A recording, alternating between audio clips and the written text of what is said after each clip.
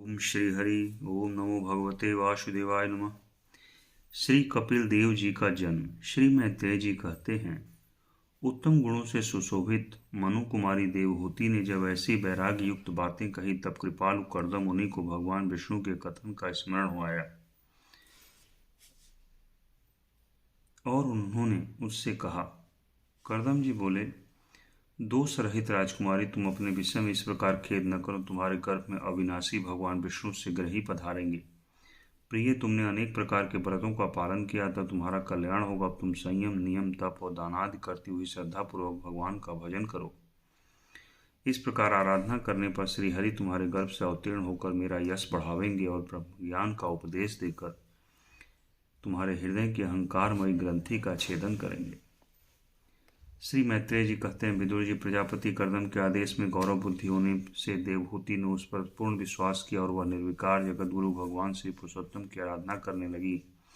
इस प्रकार बहुत समय बीत जाने पर भगवान मधुसूदन कर्दम जी के वीर्य का आश्रय ले उसके गर्भ से इस प्रकार प्रकट हुए जैसे काष्ठ में से अग्नि। उस समय आकाश में मेघ जल बरसाते हुए गरज गरज कर बाजे बजाने लगे। गंधर्व गण गान करने लगे और अप्सराएं आनंदित होकर नाचने लगी। आकाश से देवताओं के बरसाए हुए दिव्य पुष्पों की वर्षा होने लगी। सब दिशाओं में आनंद छा गया। जलाशयों का जल निर्मल हो गया और सभी जीवों के मन प्रसन्न हो गए। इसी समय सरस्वती नदी से घिरे हुए कर्दम जी के उस आश्रम में मरीचि आदि मुनियों के सहित से ब्रह्मा जी आए। शत्रु दमन विदुर जी स्वतः सिद्ध ज्ञान से संपन्न अजन्मा ब्रह्मा जी को यह मालूम हो गया था कि साक्षात परब्रह्म भगवान विष्णु सांख्य शास्त्र का उपदेश करने के लिए अपने विशुद्ध सत्वमय अंश से अवतीर्ण हुए हैं।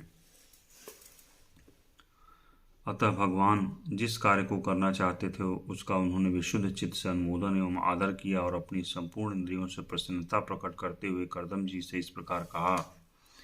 ब्रह्मा जी ने कहा, प्रिय कर्दम, तुम दूसरों को मान देने वाले हो। तुमने मेरा सम्मान करते हुए जो मेरी आज्ञा का पालन किया है, इसे तुम्हारे द्वारा निष्कपट भाव से मेरी पूजा संपन्न हुई है। पुत्रों को अपने पिता की सबसे बड़ी सेवा यही करनी चाहिए कि जो आज्ञा ऐसा कहकर आदरपूर्वक उनके आदेश को स्वीकार करें। बेटा, तुम सभ्य हो। तुम्हारी यह सुंदरी कन्याएं अपने वंशों द्वारा सृष्टि को अनेक प्रकार से बढ़ावेंगी। अब तुम इन मरीचि आदि मुनिवरों को इनके स्वभाव और रुचि के अनुसार अपनी कन्याएं समर्पित करो और संसार में अपना सुयश फैलाओ। मुने, मैं जानता हूँ जो संपूर्ण प्राणियों की निधि है, उसके अभीष्ट मनोरथ पूर्ण करने वाले हैं। वे आदि पुरुष श्री नारायण ही अपनी योग माया से कपिल के रूप में अवतीर्ण हुए हैं।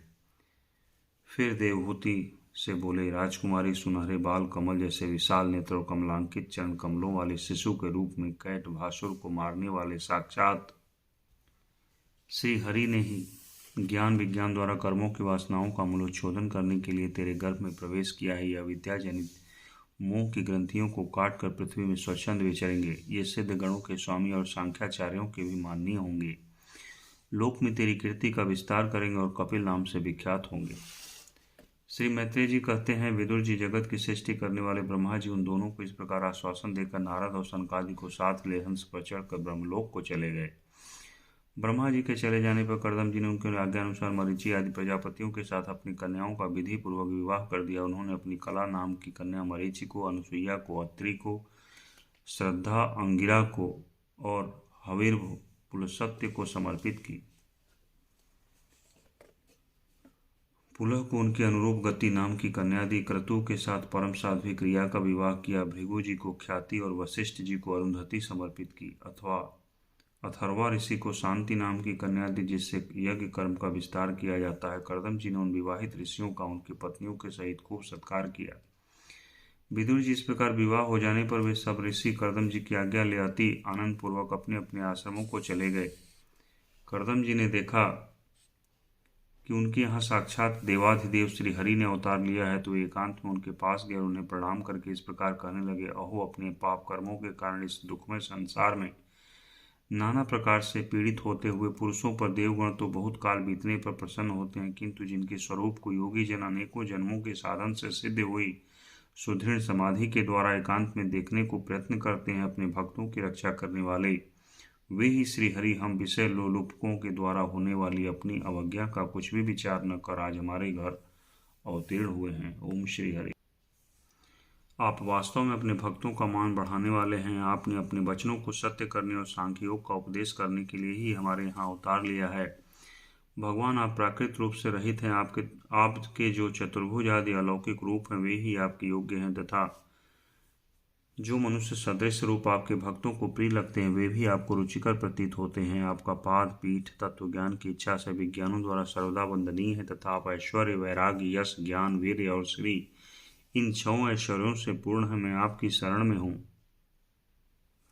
भगवान, आप पर ब्रह्म हैं। सारी शक्तियाँ आपके अधीन हैं। प्रकृति, पुरुष, महतत्व, काल, त्रिविध अहंकार, समस्त लोक एवं लोकपालों के रूप में आप ही प्रकट हैं, तथा आप सर्वज्ञ परमात्मा ही सारे प्रपंच को चेतन शक्ति के द्वारा अपने में लीन कर लेते हैं। अतः इन सबसे परे भी आप ही हैं। मैं आप भगवान कपिल की शरण लेता हूँ। प्रभु, आपकी कृपा से मैं तीनों ऋणों से मुक्त हो गया हूँ। मेरे सभी मनोरथ पूर्ण हो चुके हैं। अब मैं संन्यास मार्ग को ग्रहण कर आपका चिंतन करते हुए शोक रहित होकर विचरूंगा। आप समस्त प्रजाओं के स्वामी हैं, अतएव इसके लिए मैं आपकी आज्ञा चाहता हूँ।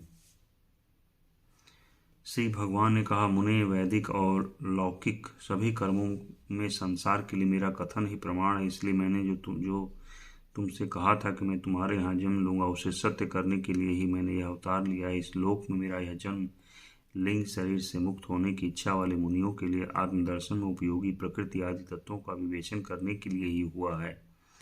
आत्मज्ञान का यह सूक्ष्म मार्ग बहुत समय से लुप्त हो गया है। इसे फिर से प्रवर्तित करने के लिए ही मैंने यह शरीर ग्रहण किया है, ऐसा जानो।